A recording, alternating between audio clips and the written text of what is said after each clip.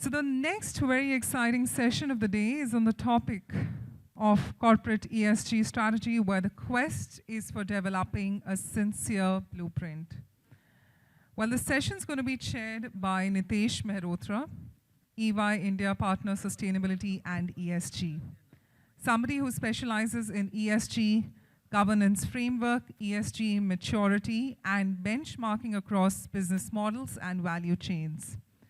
With over 20 years of professional experience, he's been influential in end-to-end project management, driving profitable growth and opportunities focused on ESG.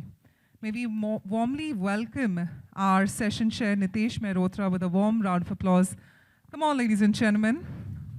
Thank you, Nitesh, for joining us. Well, it's time to now have our speakers on the stage. First up, the Senior Director, ESG Practice, Cyril Amarchand, Mangaldas. We're talking about Bose Varghese. Well, Bose is somebody who is leading the Cyril Amarchand Mangaldas forays into the ESG by helping the firm integrate ESG into its legal practice portfolio, as well as extending the portfolio to cover the new ESG solutions. He's been active in national and international climate policy and advocacy. I'd like to warmly welcome Bose Varghese to join us. Let's give him a warm round of applause. Come on, ladies and gentlemen, you can be much more better with that round of applause. Thank you so much. Joining us next is the Principal, Perkins, Eastman, Mumbai, Chhavi Lal. Somebody who's been a practitioner with more than 15 years of experience in building sector in India, who's been instrumental in establishing the firm's presence in the country and has designed and delivered large-scale academic and institutional campuses.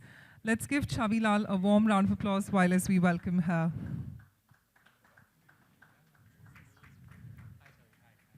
Thank you, Chhavi.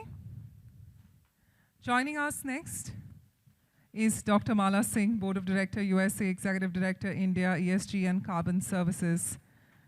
Well, Dr. Mala is one of the country's leading experts in climate strategies, green buildings, net zero approach, ESG compliance and sustainability solutions. With more than 15 years of experience, Dr. Mala Singh is the founder and director of the PEC Greening India and has also had various green buildings and sustainability accreditations included. Let's give it a warm round of applause, ladies and gentlemen. Thank you for joining us. Joining us next is Dr. Pradeep Panigrahi, the Head Corporate Sustainability, Larsen and Toubro. Thank you, sir, for joining us. Well, Dr. Pradeep has almost 30 years of experience in planning, implementation, and high performance. He's a member of the FICCI Environment and Climate Change Committee, CII National Water Committee, Bombay Chambers Sustainability Committee, Niti Aayog Working Group on Water Neutrality, Water Positivity, and MCA Committee, and I'm sure there are going to be a lot more, which Sir could enlighten us with. Let's give Dr. Pradeep a warm round of applause. And to complete this panel, we've got Dr. Sunita Purushottam, the Head Sustainability, Mahindra Lifespace Developers Limited. Dr. Sunita has over 20 years of sustainability strategy and environmental consultancy experience in the areas of environmental impact assessment, air emission modeling and meteorology, GHG emissions inventory, carbon offsets. She's somebody who's a certified GHG emissions inventory quantifier and a fellow of the Royal Meteorological Society, London.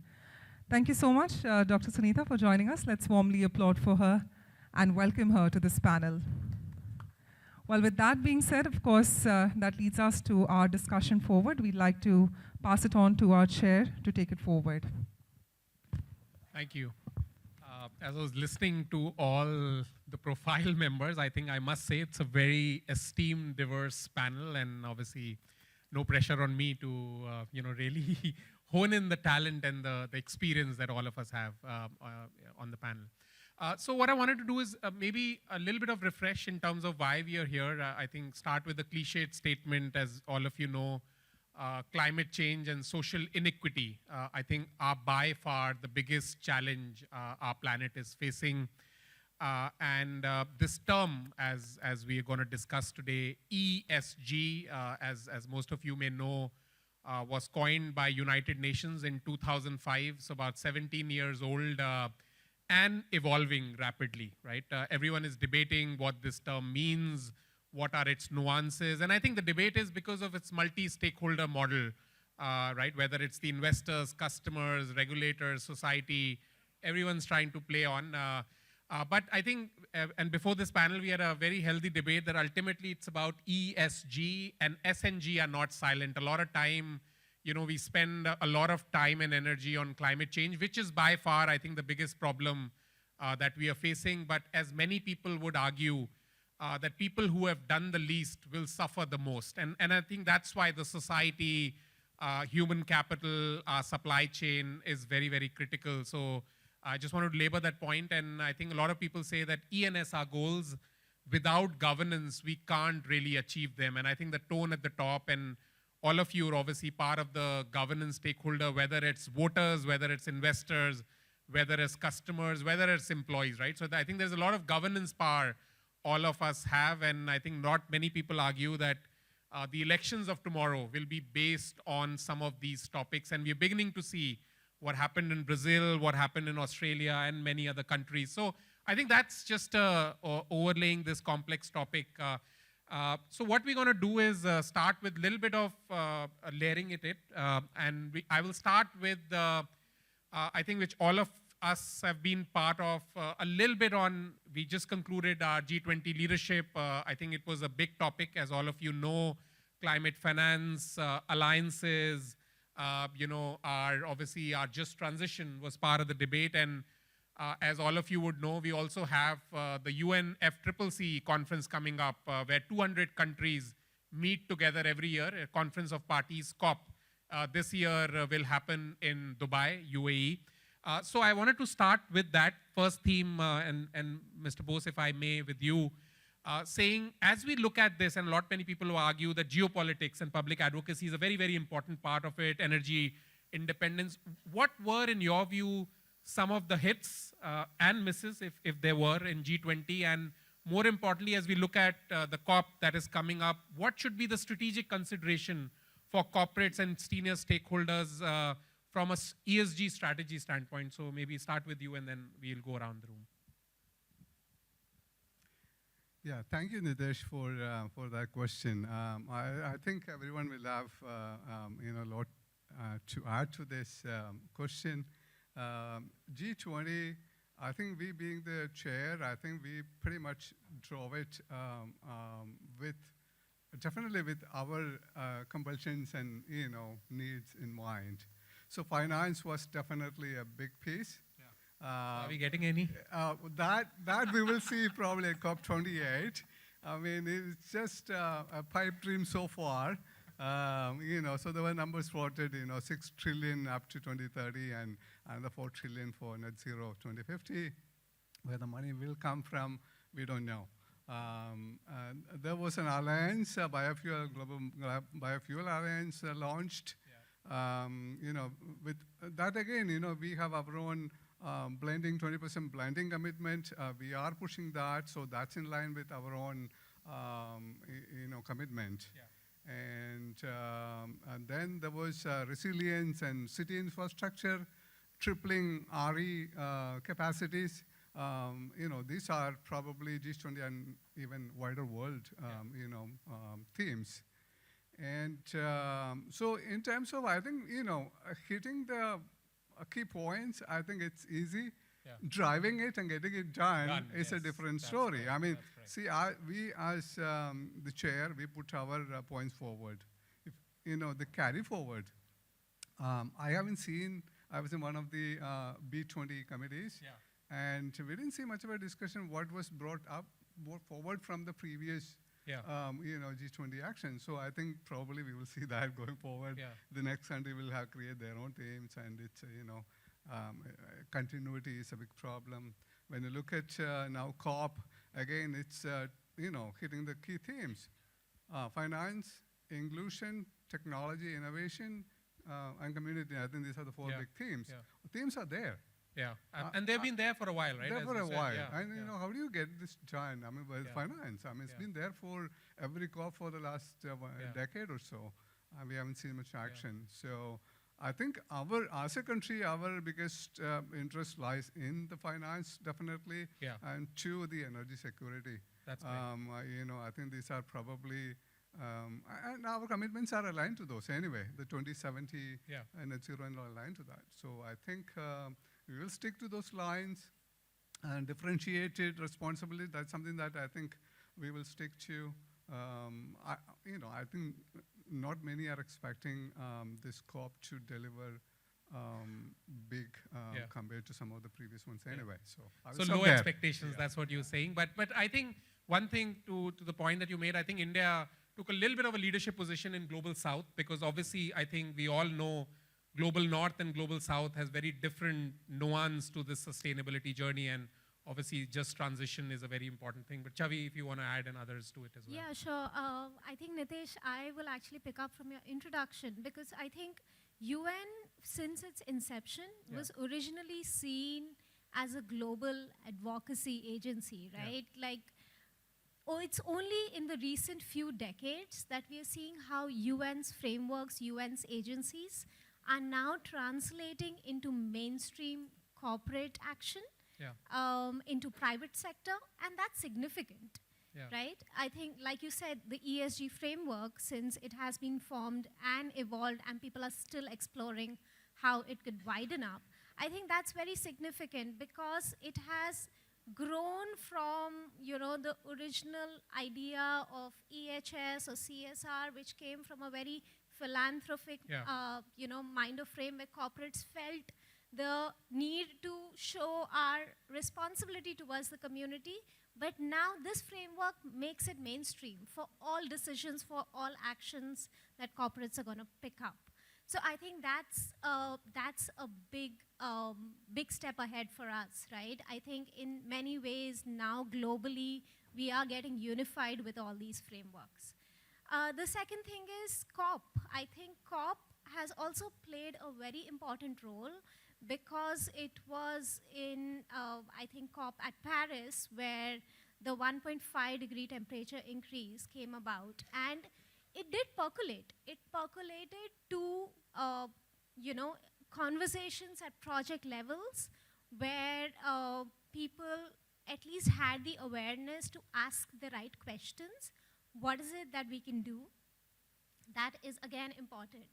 This time, of the themes that, you know, Bose spoke about, one of the focus areas is a very simple thing of sustainable cooling. Now, we know heat waves is a big issue across the world. For tropical climates like India, we depend a lot on cooling. But now, it's a very straightforward thing to look at for corporates, for private developers, for investors. What is it that we can do to invest in sustainable cooling? So I think COP and UN are setting very straight agendas that people can incorporate very easily. Corporates have a very straightforward path to look at, to build into their own ESG goals, and to see how to, I mean, these are low-hanging fruits, because you are given a very straightforward framework. So there is huge opportunity, and I think lots has happened over the past 2 decades. No, I agree. Dr. Mala, you want to add to it? Yeah, definitely. You set the right tone when you started that what is ESG about and the history of ESG. But from G20 perspective, I think one thing is there that we human beings, you know, there is a two kind of visions we could have. There is a filled glass. So how much glass is filled, you know, and how much is empty. It is person to person how I see that. It's both risk and opportunities. Yes, correlating that. So if we see the G20 success, you know, and being a leadership from India side, I think that was a very good move, you know. Now we could say proudly that there is a lot of opportunities for the global associations and a lot of opportunities for funding, because those commitments were there in the G20 itself. Hopefully they'll follow through. Yeah, there were a lot of announcements. I know that a lot of alliance he mentioned about biofuel. And even, you know, the countries from Global South, they all have reminded their goals and NDCs which they had committed during COP25 and COP26. So I will always believe that Rome was not built in a day. It is a gradual process, and we cannot just expect, everything happens 100% in one shot. It never happens. So it is always whatever the best is being done and how we could set a good roadmap further and how all of us individually can be integral part of that. Yeah. Because big daddies like corporates, I always say big daddies and small daddies. Yeah. So because if you see the big daddies, their contribution definitely is required. We know that a lot of commitments, a lot of, I would say, announcements are coming worldwide, including India. Yeah. But finally, if you see the grassroots, at the root level, it is about more inclusivity, more about sensitization of the stakeholders. You need capacity building, so many things, It's a very diversified, if you see our country. And we are talking Harit Bharat today. Yeah. So how we correlate that Harit Bharat and ESG. Yeah. So contribution through corporates, through their ESG model, or whatever it is coming. Yeah. So finally, what is the outcome? That's the important thing, what I feel as a And how do we measure that outcome? Exactly. And governance, which you said there. Yes. Absolutely. Thank you. Dr. Pradeep, you want to weigh in and any of other comments? Sure. I agree with all of them. But, I just wanted to add certain things like, see, this G20 has completely galvanized the country. For the first time, almost everyone was, kind of looking forward to it. And there are a lot of issues, and especially on ES and G, there were a lot of discussions, and me being part of the Resource Efficiency Forum, I've realized that there is a lot of awareness already on how to improve resource efficiency, how to improve communication in the companies or across the board. So a lot of things are happening, and the G20 actually has brought that kind of consciousness among the mass or the public. Now, I think this the coming COP in Dubai, probably is going to be icing in the cake in terms of bringing the global leaders together and taking the climate agenda to the next level. Of course, finance is required, and in developing countries, we have a huge populations. We have a lot of resource requirement. We need funding, right, to develop. So I think we can expect a lot from COP28. And see, another important point is that I was talking in one of the forum in Delhi. I think it was recently only that we as a country are highly resilient, right? We rise up to all the occasions. We take up all the challenges and we meet the challenges. And I don't know, maybe it is there in our DNA or whatever, but you look at all the global standards, practices, whatever is there, we try to implement sincerely, very honestly, and we sometimes exceed the expectation. So I think somewhere we are a different breed altogether, and probably, G20, COP20, these are all helping us to, fuel that. But they shouldn't pile on, given that we are resilient, that they keep piling on. Yeah, absolutely. You're right. So I think the resiliency is something which is inherent. And it was shown in COVID. I think in a way, COVID was a precursor to this movie that's going to fold both in E, S, and G. Absolutely. And I think the world, just building on that point, the developed nations, right? We saw people not wearing masks, people not getting vaccinated, and governance issues. I think back to the point, we were discussing. Some of the biggest leaders, the way they behaved irresponsibly, I think impacted. And I think I always say, if we are to see ESG trailer, COVID was a trailer, and hopefully the full movie is not coming up, because, we're going to see E, S, and G, right? COVID was an E issue, impacted, accentuated with S, and G made it worse. So I think in a way that was, you're right. And I think in India, we were much more resilient than others were. So absolutely. Thank you, Pradeep. Dr. Sunita, the final comments, Yeah, thank you.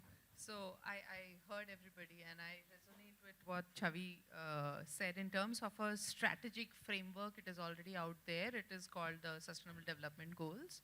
And it is corporate ready, it is company ready, any big, small, it is also individual ready. So if any individual wants to see what they need to do on a ESG day to day, it is ready. So it's a very simple framework, Sustainable Development Goals. And you have to just see what is the relevance in your life, in your company, and how you can translate that to develop that blueprint. So we actually don't have a quest for developing a blueprint. We have a blueprint. The quest is more how do we adopt it very quickly. The reason is otherwise that trailer will become a reality. Okay, yeah. So I resonate. And I really like your positive thinking and that we are resilient. We Indians are actually resilient.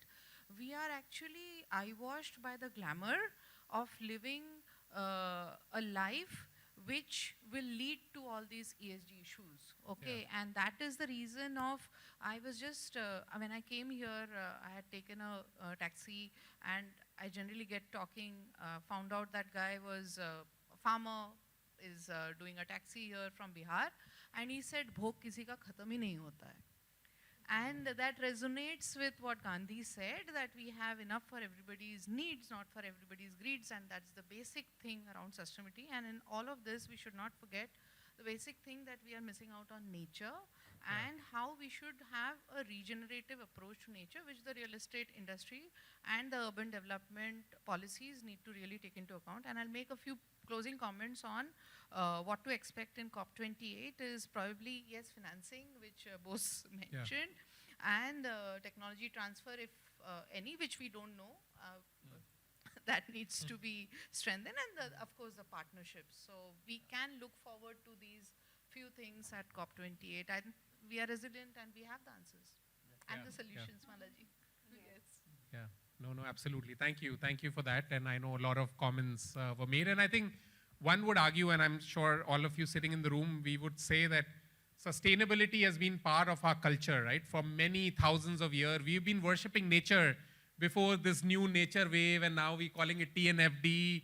And we've been made fun, that we've been worshipping rivers, we've been worshipping mountains, sun. And you see, I think the realization is very true that nature has a very, very important part of it. And I think hopefully we can go back to our roots. As I always remind myself that, you know, my PhD in circularity is from my grandmom. I mean, they taught us, our grandmom, our grandfather, our parents, but somewhere we got lost. And today we have to be taught on sustainability from the Western nations, which is great. But I mean, all of you sitting in the room, I think there is a lot of matter of pride that it comes naturally to us in our culture, but we need to remind ourselves. So I think it's a very, very important place that we are sitting in. You know, as point was being made, India is rising. We are a global South leader.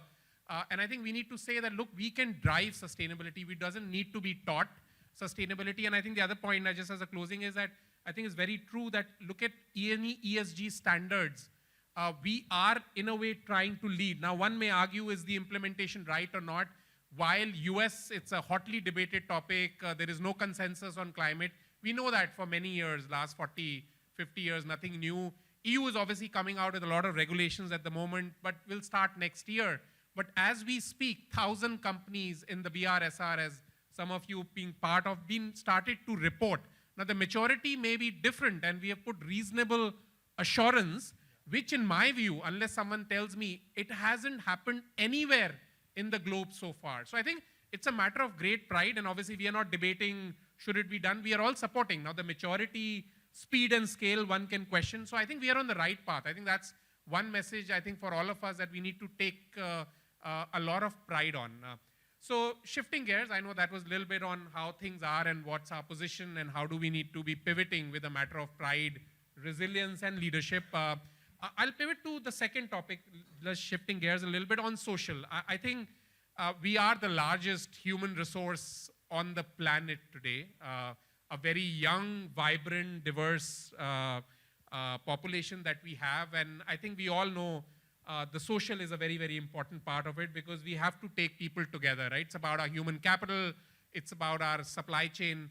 And I was just looking at data when I was coming in, the diversity, I think I'm just talking diversity from one standpoint, which someone would say may not be the right view, but from a gender standpoint, I mean, India Inc., 1,000 companies reported data, and the percentage of diversity comes to about 12%.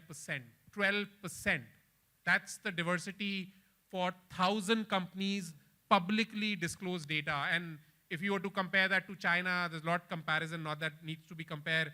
The number is 60%, right? So I think there is a lot to be done, and obviously it's not just in terms of gender, but in terms of age, skill set, the diversity. So I just want to hone in a little bit on social aspects, saying what are the issues India is facing, and are there any leading practice on social that we need to be thinking? Again, I'll just quickly go around and maybe one or two examples of what needs to be done on a social standpoint. Yeah, I mean, yeah. Quickly, you know, so I think we had a chat. I mean, human rights is emerging to be probably the biggest issue that corporates are tracking, especially in the value chain. And if you look at the EU, and Germany already has you know, a due diligence process focusing on human rights in the value chain. And it's a legacy problem if you look at the whole global value chain. Yeah. Why you know, the developing countries But are is there managing a definition of human rights in your view, a common definition? I think would it be different for India versus Germany versus US, you think? I think, you know, so I think it's the definitions, the realization, for example, decent wage. Yeah. You know, I think it has a universal resonance, whether you apply it in Germany or, you know, in Mumbai or any other. You know, that number may vary. Right. But so, you know, I think it's they are focusing on the such principle, right? Yeah. So I think some really fundamental aspects of human rights people are driving. As a country, India, you know, you talked about the gender ratio. Yeah. You know, that has a huge economic impact. Yes. You know, that's the huge number of women population that's not participating in the economic activities. Yeah. You know, that we are not developing fast enough probably because of that. If you can bring, if that becomes 50. You're right. I mean, can you imagine? Absolutely. Can you imagine? Huge economic opportunity, which is then inclusivity, right? I mean, you know, discrimination. I mean, you know, human rights inside and outside. Yeah. The just transition, you know, it's a huge national or global level issue. I think there's some other, you know, key themes. Right. And without social, we can't solve this point. I think that's the point. You're absolutely right. We have to take everyone together. Chhavi, you want to weigh in on any bits? Yeah, I'll just address this a bit differently. Yeah. I think, you know, yes, India is the most populous country. We have the largest workforce population. And there is an ever-growing corporate sector, right? Now, there are things that the government is doing in terms of its initiatives and stuff, but I think there is a huge corporate responsibility as well when it comes to education, upskilling, continued education, to widen this perspective and approach that's required to even implement ESG, right? ESG cannot be a group in a company. ESG cannot be a department's problem to report to the board. You know, I think that approach needs to change. It's everyone's business. Yeah, I completely agree with Sunita. There is a framework which is there that goes down to an individual level. And that every individual can practice in their own life. And as corporates, it is their responsibility to bring in that continued education. That's one thing. Second thing is when we talk of inclusivity, right? Now, there are mandates that corporations have and there are things that they're doing, but there is so much innovation that's happening in India at a much smaller scale. There is a huge opportunity for corporates to tap into that social intelligence and partner with them, collaborate with them. Do you think unorganized sector is better social than actually, organized, that's true. you think? In many ways. In many technological innovations as well. Like, you know, waste management, if you see, has so much more happening at a very small startup scale. Whether it's sorting, organizing, recycling, data integration, but it's not at corporate scale. Right. So, right. So a lot to learn for the big yeah. daddies, so to say. Absolutely. I think the big daddies can definitely reach out to the children in the community and learn from them, right? And that's also diversity, right? You need to have the humbleness to say that, look, I may not have all the answers, but the innovation would come from the other space. I think there are so many examples all around nowadays. Yeah. If you see, there are some guys, like just individual, rightly said by Dr.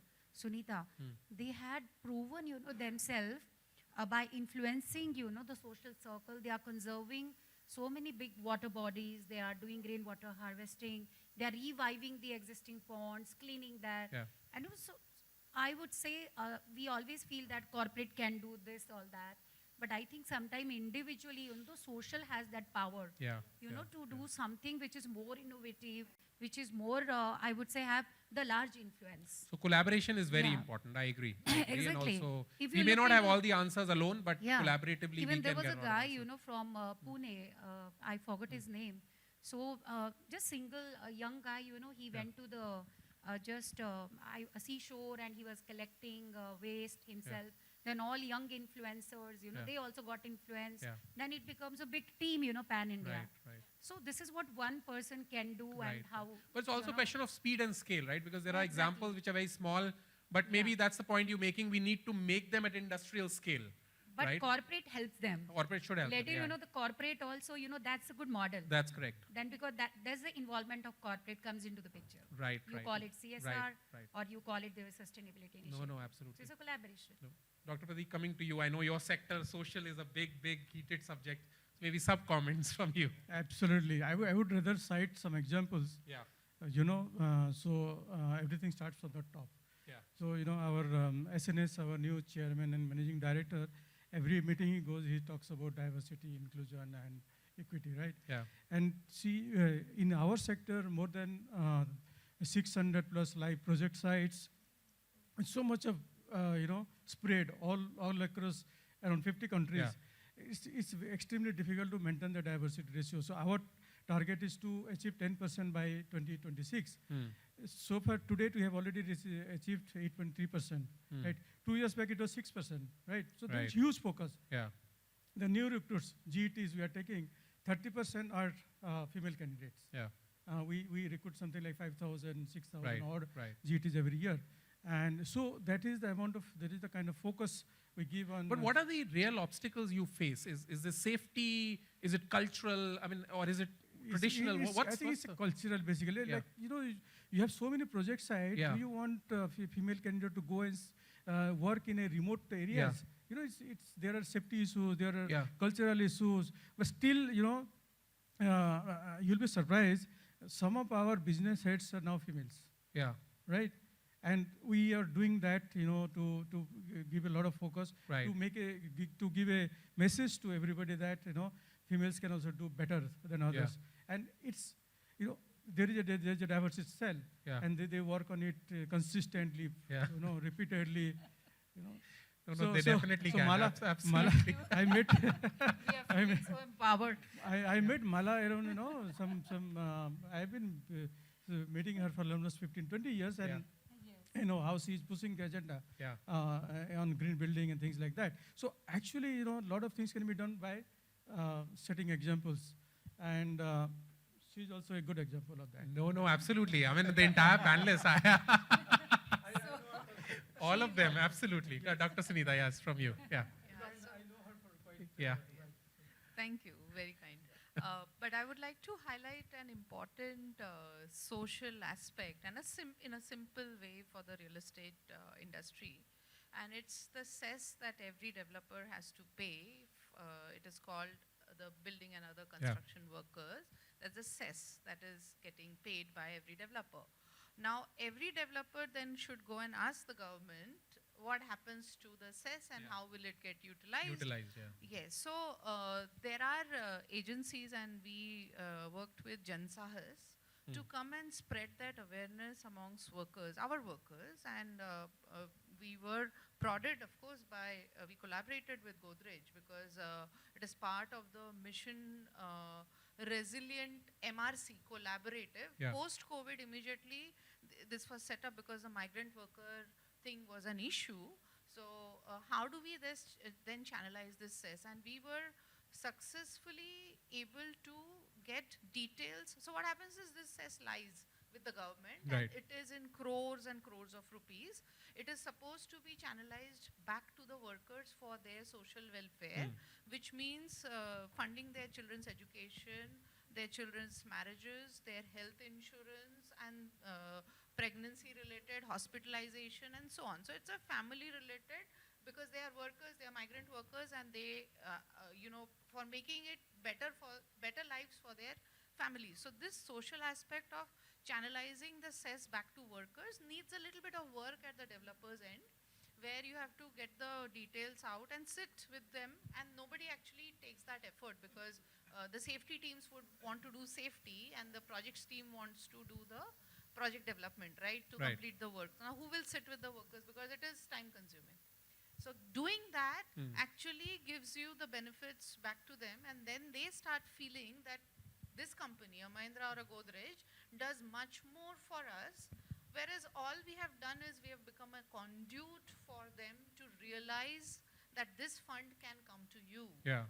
So we need to demand the right utilization and the impact of that. So basically a little intervention that we have done has unleashed a lot of goodwill amongst the workers, and the workers, we know that when workers won't be there, they will prefer working with a Mahindra or a Godrej. So that is how I think the social part, with a little bit of sensitivity, what we can do more and how we can do better, that work we can unleash. The other is that their conditions of living at site and outside of the site really needs to be looked into, because it is linked to their resilience and their ability to develop, because we are still not into technologies that will bring buildings in an automated fashion. A lot of things has become automated and fast, but we still need the workers.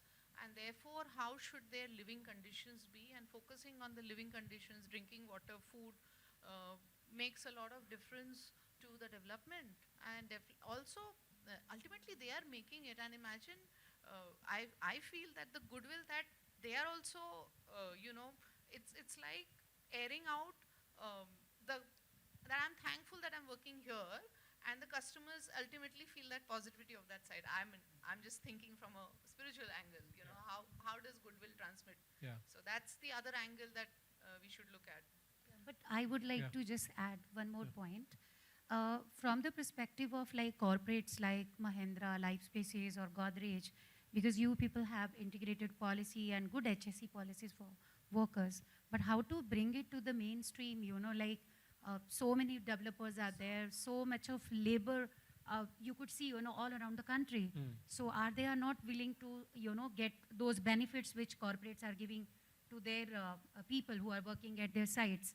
So that's a big question. I think how the policy interventions and governance model we need, I think that's a big thought to, further when we talk about resilience.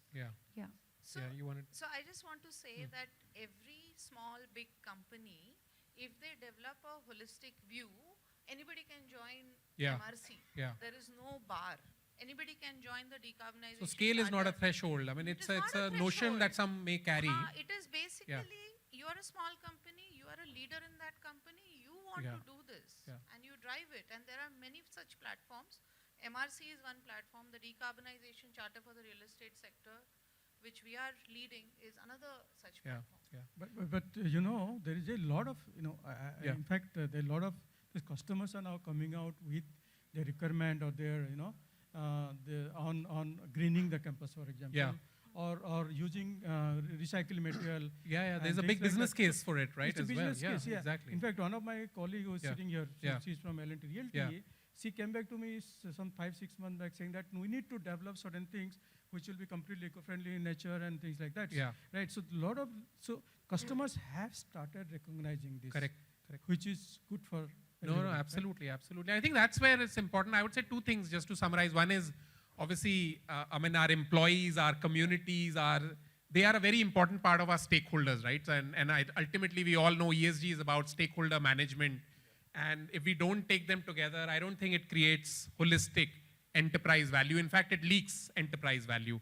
We all know that. And I think the business case on this is very, very strong. And I think the point some of you made is also very critical, that as the consumer awareness on sustainability is rising, right? While I know there is a lot of debate, will they we as consumer be able to play green premium, as it's being called? Will I pay more for a sustainable product? I think data may be paradoxical. I mean, there is a lot of debate. But I think one thing is for clear, that companies who are giving greener product and truly green, I'm not getting into the greenwashing aspect of it, I think there is a competitive advantage. And I think today we are all seeing what's happening in Europe. You can't do business globally also if some of your practices are not greener.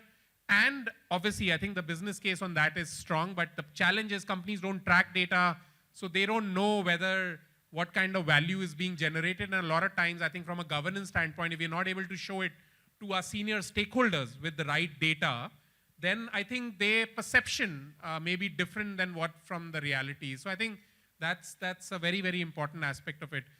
So now shifting gears a little bit, coming back to this term that you will start to hear, and I'm sure all of you are hearing and also getting confused, a lot of it, is the term called net zero, right? I know it's a funny term, net zero. Some may say, why is it not net positive? People say it's net negative, and there are a lot of connotation to it, right? I think it's a very, very complex term, whether we like it or not. It's based in science, but I think the reality is that every country, every state, every city, every building need to have a science-based method of get to net zero. Essentially, in a layman terms, if I were to say, is essentially means the source and the sink has to be zero, right? I mean, that's the math that we're trying to get to, so there are no new emissions. Because just as a quick reminder, if you know the climate clock or the climate compass, we are at 1.2 degrees Celsius of heating from pre-industrial level.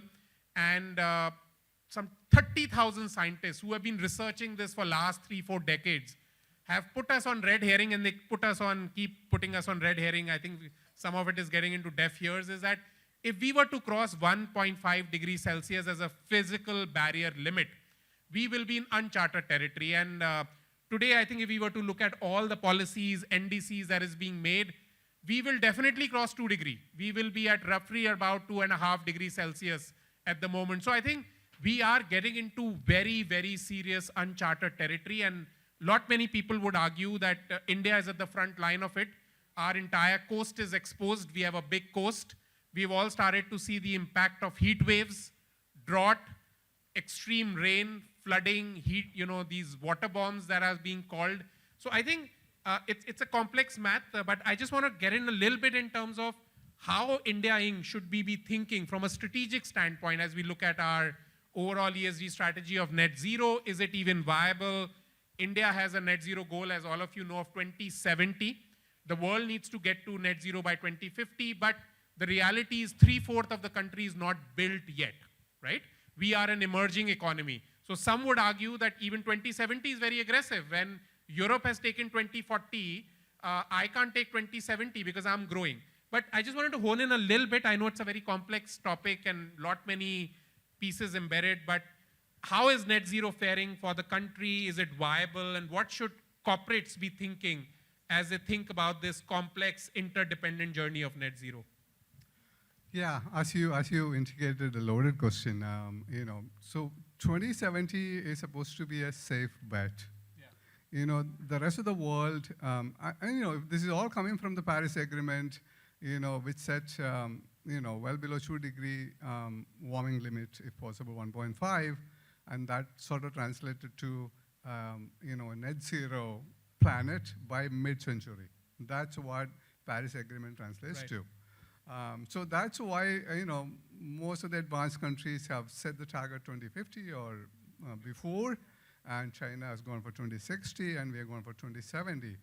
Now, strategically, a company operating here would align the strategy with the national ambition, national goal, because the policy framework and what the nation does in transforming the major levers, the energy, the mobility, and the industry sectors are going to be aligned to this 2070 goal. So you probably would find it really difficult to really have a different strategy and to reach the milestone. But the point I want to make in terms of strategy, today we live in a very connected world, right? Our businesses. And when, so EU as a bloc or some of our biggest trading partners, they get close to net zero by 20, 35, 40, 50. I don't think our businesses can resist that force. Yes. And we'll have to align with the market forces. I don't think we'll have the luxury of sitting and say, oh, you know what, we have said 2070, so I'm going to be, we already have seen CBAM, the carbon tax on some of the sectors. It's going to impact steel and, aluminum. So it's going to impact world trade. I think that's what the exactly.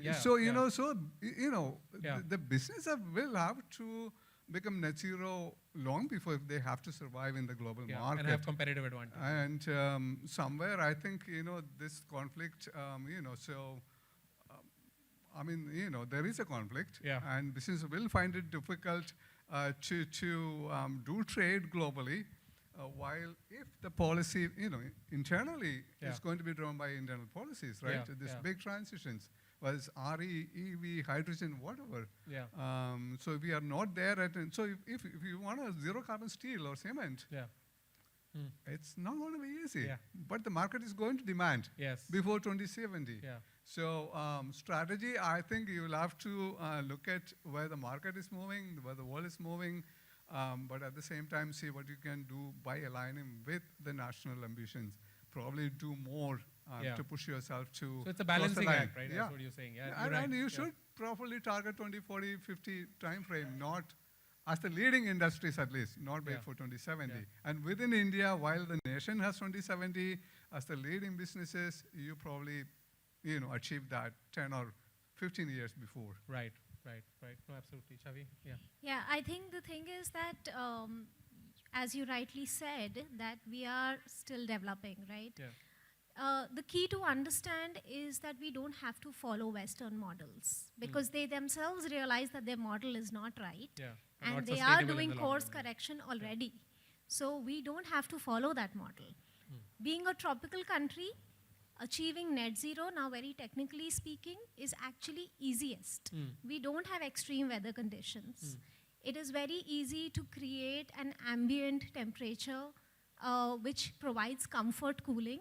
So you can reduce your loads on actual cooling. There are very few regions in the country that require actual heating. So, we are saving a lot of energy there. So doing net zero in India is very much viable, and there is growing awareness of that. Clients are asking for net zero buildings, net zero developments. Now it means a couple of things, right? It does mean net zero as we understand in terms of energy, in terms of water utilization. But there is a broader aspect of it because we have a lot of greenfield developments to understand, to retain and to enhance the land, its resource, its biodiversity, its ecosystem. Because I think, and that is equally important in net zero.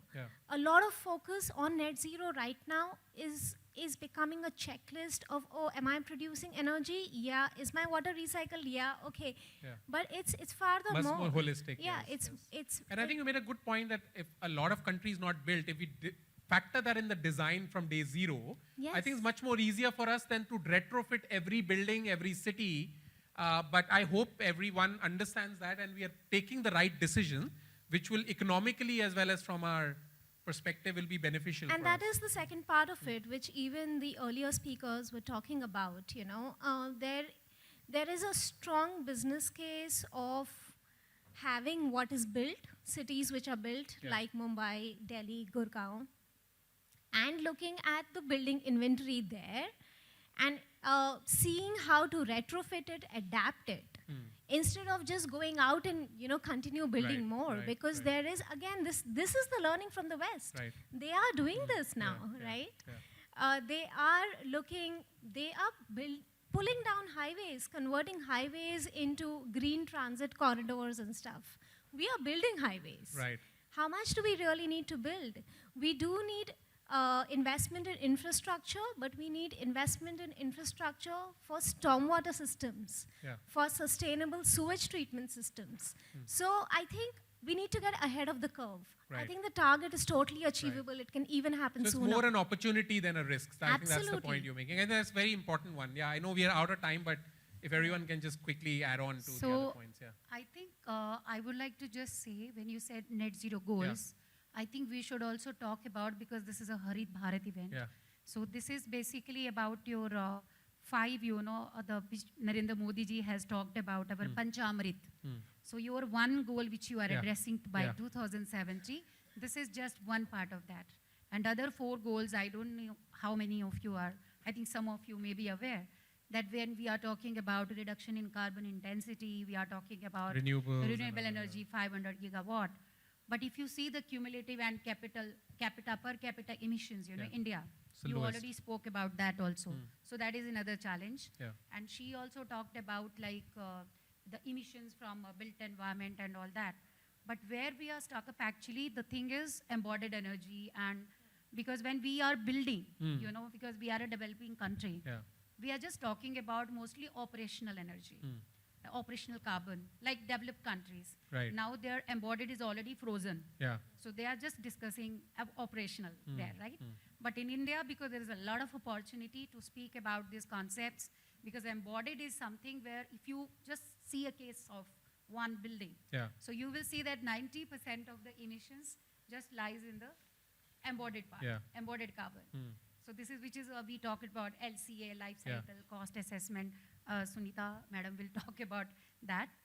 But I think coming to the just these net zero goals, we cannot ignore the fact also, like I'm from Himachal. Okay, so I am born and brought up there. And I know always we blame climate change, because of climate change, all those landslides, flooding and all those happening. But we also know that we human are the culprit, because we are not using that sensitivity and we are forgetting our old roots and culture. So those things are also very important to think about, because I know what happened in Shimla, Manali, because that's my birthplace. Right, and right. We need to have an India model. We just don't need to ape or copy. Yeah, this is what I'm trying to say, because rightly said by her, that we cannot just copy the Western model here. So we need to have some diversified model for region-wise, based on the regional priorities, based on the availability of resources, as per Niti Aayog report, you see that. So I think there are a lot to do, but I still feel there are a lot of opportunities. Still, when we talk about climate change, I think there is a lot of opportunity for the workforce, which is very inclusive model, and a lot of people will get the jobs. So a lot of positive things are there are new also opportunities, absolutely. I think it's the biggest transformation that's happening in the... So this is what I am saying. Things are, we know our commitments, we know our determinations, we know all our NDCs and all that. But what is the roadmap ahead, and how do we do the governance part? And what we actually, achieve that excellence. I think everything lies in the result. This is what we were talking about, assurance and all that stuff.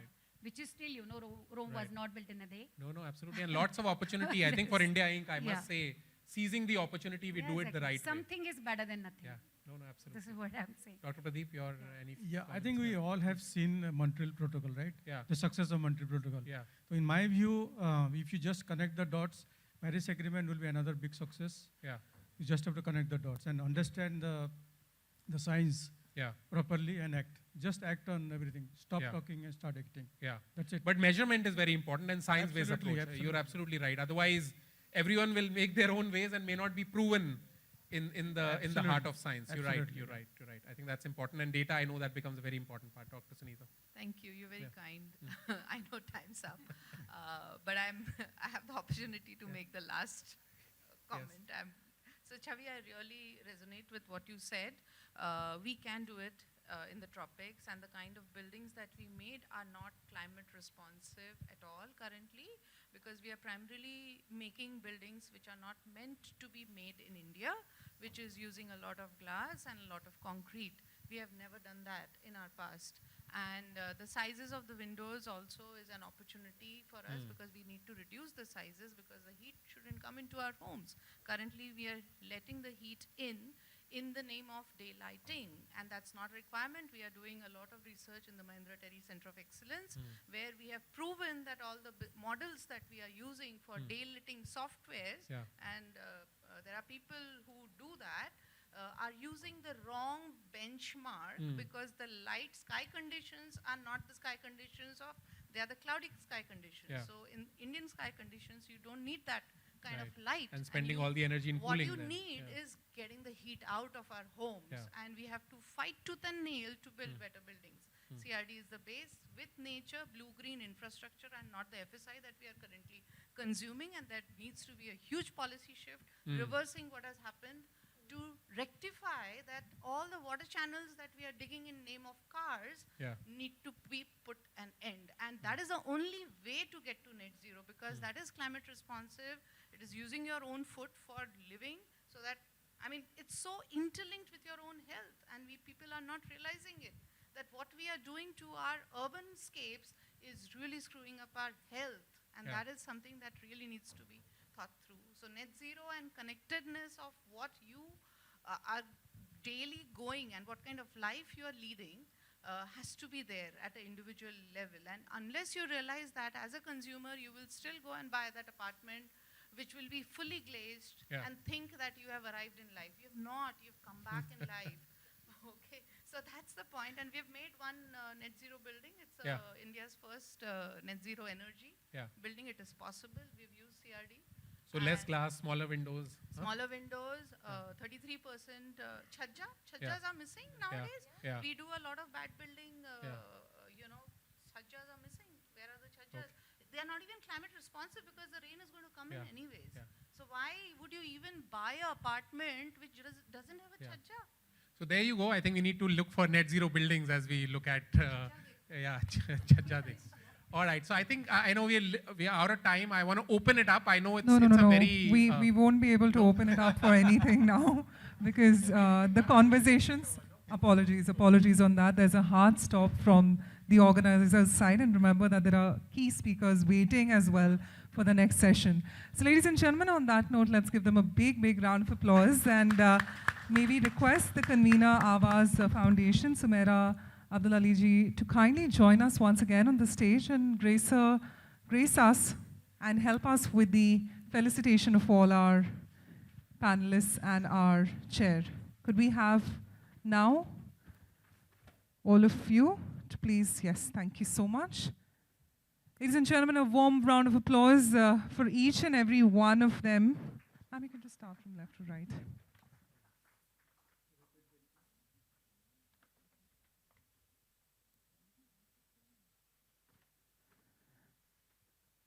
And we always love the photo op moment, right? The maximum smile from all our delegates. Big round of applause, ladies and gentlemen. Of course, this panel, we had some great speakers. Of course, Bose, Chhavi, Dr. Mala, Dr. Pradeep, Dr. Sunita. Of course, our excellent moderator, who, of course, we gave him a tough task towards the end.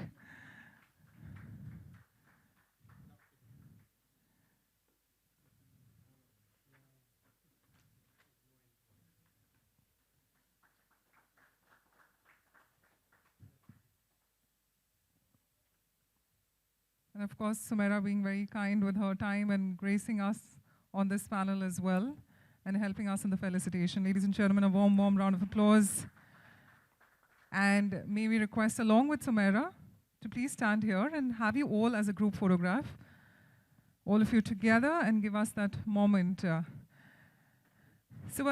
Just like to re-remind, our speakers are going to be in the hall itself. We're going to give you a couple of minutes if you'd like to interact. We'd also request our speakers to please be in the hall. We're giving a couple of minutes for all of you to interact with one another, and then, of course, take forward our next conversation. Thank you so much, ladies and gentlemen. A warm round of applause once again to this amazing panel today.